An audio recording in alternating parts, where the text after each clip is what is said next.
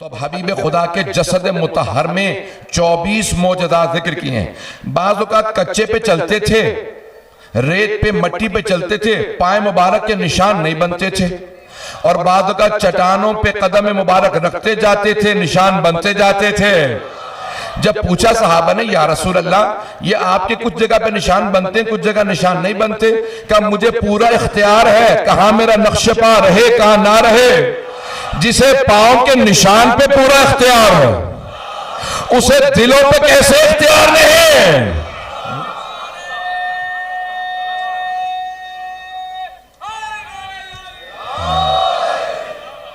तवज्जो है ज़राने किराम में। अब हबीब खुदा के जसद मुतहर से मुतालिक, जिसमें मुबारक से मुतालिक जो मौजज़ात लिखे हैं, उनमें से एक मौजज़ा लिखा है कि रसूल खुदा के बदन मुबारक से जो पानी मस कर जाता था वो शफा का सबब बनता था। तो सहाबा किराम जब पैगंबर इस्लाम वुजू करते थे, पैगंबर के बदन से मस हुआ वुजू का पानी जमीन पे गिरने नहीं देते थे।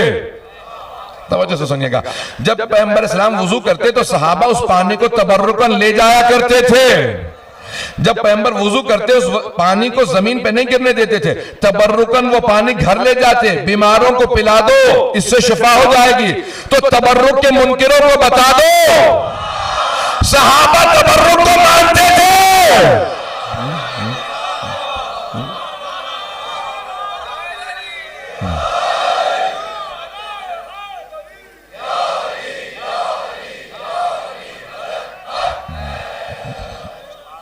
तवज्जो है ज़राने किराम में। तो अब तबर्रुकन सहाबा भी उस पानी को घर ले जाया करते थे, क्योंकि पैगंबर के बदन मुतहर से मस हो गया था। एक जिंदा मौजज़ा पैगंबर इस्लाम का जसद मुतहर में यह था कि कोई अगर बीमार आता, आप अपना लुआब दहन लगा देते, शफा मिल जाती। अगर पानी कुएं के अंदर खुश्क हो जाता, अपना लुआब दहन डालते, पानी कुएं के अंदर भर जाता। अगर पानी खारा होता था, लुआब दहन डालते थे, पानी मीठा हो जाता था। जिसके लुआब दहन का असर ऐसा हो, उसके खून का असर कैसा होगा? अब 24 मौजज़ात लिखे हैं, मैं बहुत तेजी से गुजर रहा हूं। यहां तक लिखा है कि पैगंबर की पेशानी से ऐसा नूर निकलता था कि उम्महातुल मोमिनीन कहती कि अगर दिन में हमसे सुई खो जाती थी तो हम रात का इंतजार करते थे। भाई रात में तो और ज्यादा तारीकी होती है। का नहीं, रसूल खुदा रात में तशरीफ लाते थे। जो दिन की रोशनी में सुई नहीं मिलती थी, रात में पैगंबर की पेशानी के नूर में मिल जाती थी। तो लोगों से कहो अगर हिम्मत है और कहो मोहम्मद हम जैसे। तवज्जो है ज़राने किराम में। थोड़ी सी देर और चलते रहेंगे मेरे साथ। ये जसद मुतहर में मौजज़ात हबीब खुदा के बताए हैं कि जब जनाब रिसालत में आप चलते तो तमाम के तमाम मखलूक़ात, शजर, हदर, मदर, तमाम की तमाम चीजें झुक के बताती कि हम ताज़ीम जानते हैं, हबीब खुदा आ रहे हैं। आपके सामने दरख्त झुक जाया करते थे, जहां से आप गुजरते वहां पे दरख्त झुक जाते थे। जब आप पत्थरों को हाथ पे रखते तो वो तस्बीह करने लगते। कुछ देर के लिए संग्रेजों को हाथ पे रखते वो कहते सुभान अल्लाह, अल्हम्दुलिल्लाह, ला इलाहा इल्लल्लाह, अल्लाह अकबर। संग्रेजों को कुछ देर के लिए हाथ पे उठाते वो तस्बीह करते थे। और जिन्हें गोद में पाला हो, ऐ मुसलमानों, ये वो पैगंबर हैं जिनके हाथ पे अगर पत्थर भी आ जाए तो तस्बीह करता है। उनकी ताज़ीम तो करो जिन्हें पैगंबर ने पाला है। पैगंबर के बहुत से मौजज़ात लिखे हैं। यहां तक रिवायत में अल्फाज ये हैं, हक़्क़ुल यक़ीन, बिहारुल अनवार, उसूल काफ़ी के किताबों से पेश कर रहा हूं ताकि ज़हन में शुबहा ना आए। हबीब खुदा का एक मौजज़ा ये लिखा कि जब तमाम अफराद सफर में इकट्ठे पैगंबर के साथ चलते तो जहां पैगंबर सोते तो लोग देख के बता देते थे कि ये रसूल खुदा सो रहे हैं, ये मोहम्मद मुस्तफ़ा है। जबकि रसूल खुदा पूरे बदन पे चादर ओढ़ के सोते थे, सर से लेके पांव तक पूरा बदन ढांप लेते थे। फिर भी लोग देख के बता देते थे ये मोहम्मद मुस्तफा सो रहे हैं, देख के बता देते थे। लोग पूछते कि कैसे पहचानते हो? क्या कि हम देख के बता देते हैं कि तमाम अफराद में रसूल खुदा कौन से हैं। क्या कैसे? क्या जब वो चादर लेते हैं ना तो चादर लेने के बावजूद उनके बदन से नूर छन छन के निकलता है। नहीं पहुंचा सके बात को। सारे मजमे की आखिर तक तवज्जो हो। जब पैगंबर सोते तो एक चादर स्याह रंग की ओढ़ लेते, चादर से भी नूर छन छन के निकलता, जिससे पता चलता मोहम्मद मुस्तफा सो रहे हैं। तो मुझे कह लेने दे, अगर हबीब खुदा को शब हिजरत किसी को अपने बिस्तर पर सुलाना हो तो किसी ऐसे को सुलाएंगे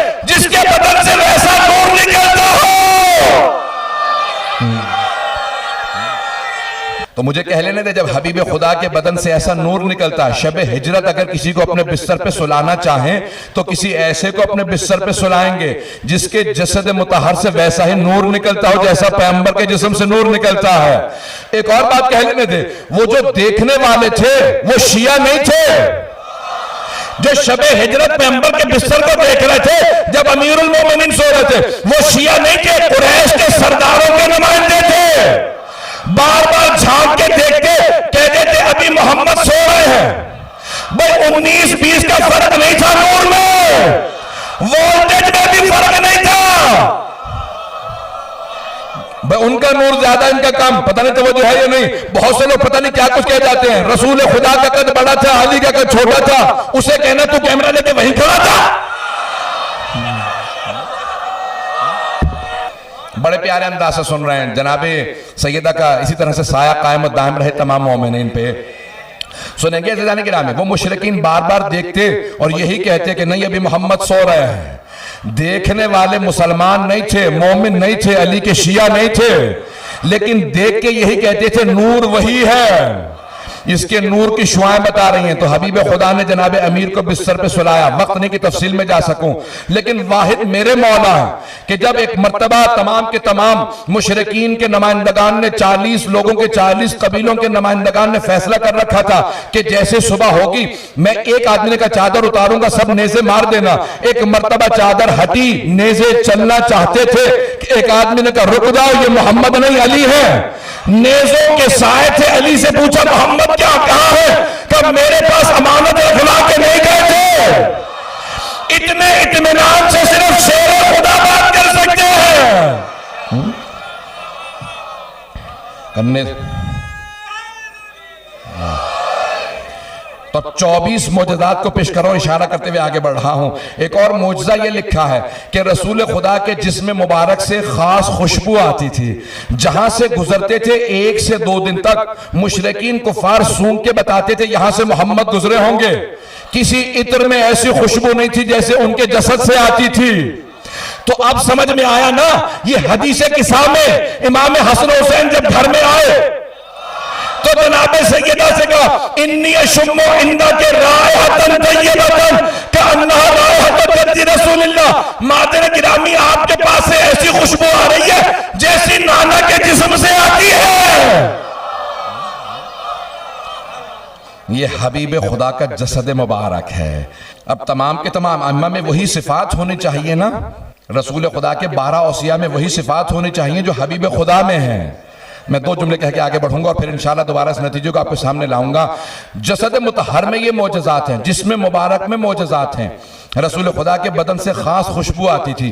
यहां तक तारीख के अल्फाज हैं कि सहाबा रसूल खुदा से सवाल करते या रसूल खुदा इस मकाम पे बेइंतहा कीड़े मकोड़े हैं, हशरातुल अर्ज़ हैं, मच्छर मक्खियां हैं, हमारे सब पे ये मच्छर मक्खियां बैठते हैं, ये आपको क्यों तंग नहीं करते? का मेरे चारों तरफ एक हिसार है, ये मेरे करीब नहीं आते, उन्हें भी पता था कहां बैठना है। अगर बात वाज़ेह हो रही भाई तवज्जो हाथ का तालिब सबकी, बहुत तेजी से आगे बढ़ूंगा। तो अब जनाब रिसालत में आप जहां कुछ देर बैठ जाते वहां से वो जगह बताती मेरे करीब पैगंबर इस्लाम गुजरे हैं, खुशबू बताती। यहां तक कि मक्के से अक्सर लोग कहते थे कि जहां रसूल खुदा जिस मिंबर पे बैठते थे वहां से मुद्दतों रोने की आवाज आती रही। तो पूछा इमाम से कि मौला क्या बात है? तो जनाब अमीर ने कहा कि ये मिंबर रसूल खुदा को याद करता है, यानी मखलूक़ात को एहसास था कि हम पे हबीब खुदा हमारे करीब से गुजरा। जिस जानवर पे सवार होते थे वो राहवर हो जाता था, बूढ़ा नहीं होता था। जिस ऊंटनी पे सवार हुए वो बूढ़ी नहीं होती थी, जिस घोड़े पे सवार हुए वो बूढ़ा नहीं होता था। नहीं पहुंचा सका जुमले को। जिस घोड़े पे एक मर्तबा सवारी करते थे वो बूढ़ा नहीं होता था, जवान रहता था। अब अगर कोई एतराज करे ना कि औसत उम्र जो है एक घोड़े की 40 साल होती है तो पैगंबर का घोड़ा कैसे करबला में हो सकता है? बता देना हबीब खुदा का जिंदा मोजज़ा था, जिस सवारी पे एक मर्तबा सवार हो गए वो जवान रहा करती थी।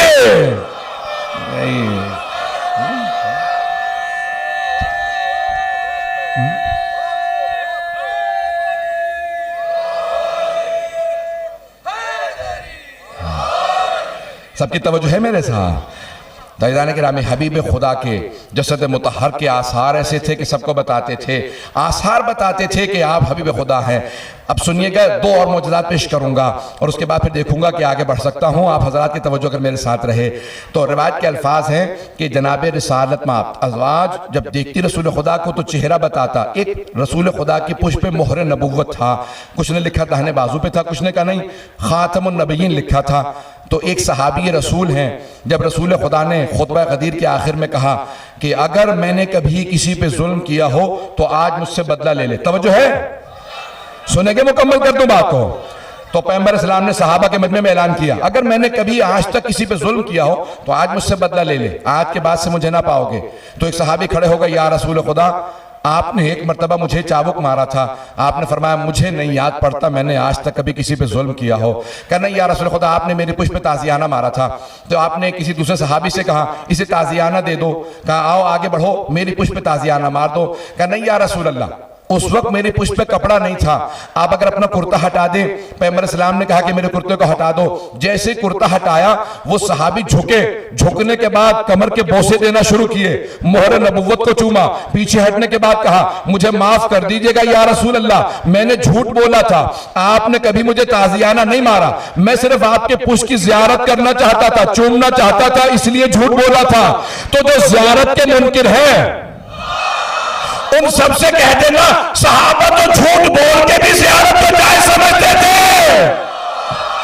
बस एक आखिरी पहलू को पेश कर रहा हूं मेरे भाइयों, मेरे बुजुर्गों, मेरे बच्चों। जनाब हबीब खुदा के तमाम मोजज़ात में आपको आपकी रसूल खुदा की आल हमेशा आपसे वाबस्ता नजर आएगी। अब यहाँ पे जनाब उम्मे हबीबा हैं, बहुत रुतबा है जनाब उम्मे हबीबा का, ज़ौजा रसूल हैं रज़ी अल्लाह अन्हा, बहुत मकाम है। फतेह मक्का पे बाप ने फैसला किया कि मैं भी मुसलमान होना चाहता हूं। अबू सुफियान की बेटी थी, पूरा खानदान दुश्मन रिसालत था, लेकिन हजरत उम्मे हबीबा ईमान ले आई थी, हिजरत करके मदीने गई, रसूल खुदा ने ज़ौजियत में लिया। अब इशारा करते हुए आगे बढ़ रहा हूं, मुझे पूरा यकीन है अपने मजमे की हुस्न समात पे कि सारा मजमा पहुंच जाएगा। जब फतेह मक्का पे मजबूरन बाप ने ईमान कबूल किया तो बेटी से मिलने के लिए गया। जैसे पहुंचा तो कहा कि बेटी मिलने के लिए आया था, कहा आइए तशरीफ रखें। जब बैठने लगे तो कहा बाबा जान रुक जाएं, अभी यहां नहीं बैठ सकते। एक मर्तबा बिस्तर को हटा कर बाबा जान अब बैठ जाएं। जब वो बैठने लगा तो एक मर्तबा कहा बेटी, मुसलमानों में बाप का एहतराम वाजिब है और अब तो मैं भी मुसलमान हो गया हूं। बाप से तुमने बिस्तर को हटा के फिर बिठाया, कहा बाबा जान ये बिस्तर रिसालत है, इस बिस्तर पे जनाब रसूल खुदा आराम करते हैं। मैं आपको भी जानती हूं जनाब रिसालत में आपकी मारिफत में रखती हूं, आप इस लायक नहीं कि बिस्तर रिसालत पे बैठे, तो मुझे कह लेने दे जो बिस्तर रिसालत पे